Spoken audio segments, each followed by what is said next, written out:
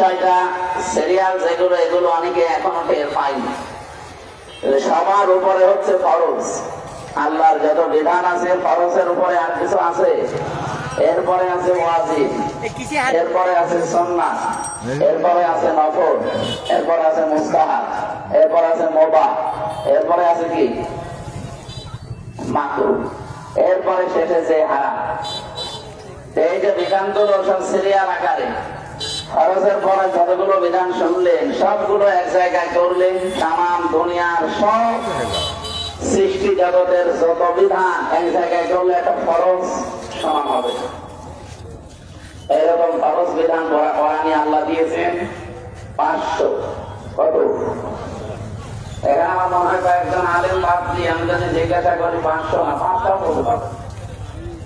অথচ 500টা ফরজ বিধান আমাদের উপরে প্রতিনিয়ত, হয়তো 4-5টা আমাদের মানা হয়, বাকিগুলো কি ফেরেশতারা মানবে?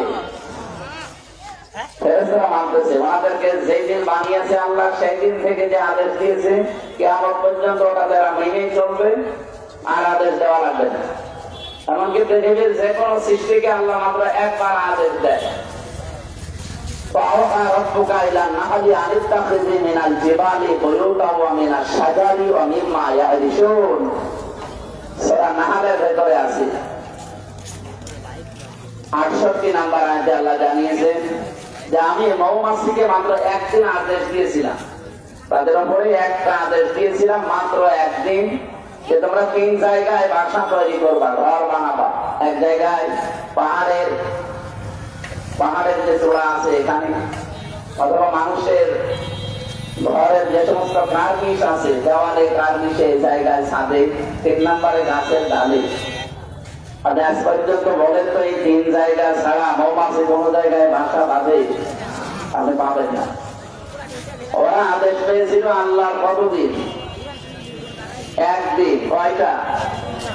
একদিন একটা আদেশ পেয়ে যদি কিয়ামত পর্যন্ত মেনে চলতে পারে, এই জন্য ওদের ভেতরে কোনো ঝামেলা নেই, মারামারি নেই, গন্ডগোল নেই।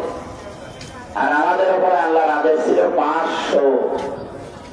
92% মুসলমান আমরা এই দেশে বাস করছি, মাত্র কয়েকটা বিধান আমরা মানি ব্যক্তিগত আর পারিবারিক জীবনে, বাকি কোন জীবনে আমাদের কোন বিধান 100% নেই।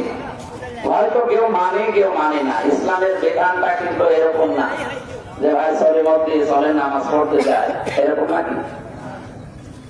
এখানে নামাজের আদেশ আল্লাহ কোরআনে দিয়েছেন রাষ্ট্রে যারা দায়িত্বে থাকবে তাদের।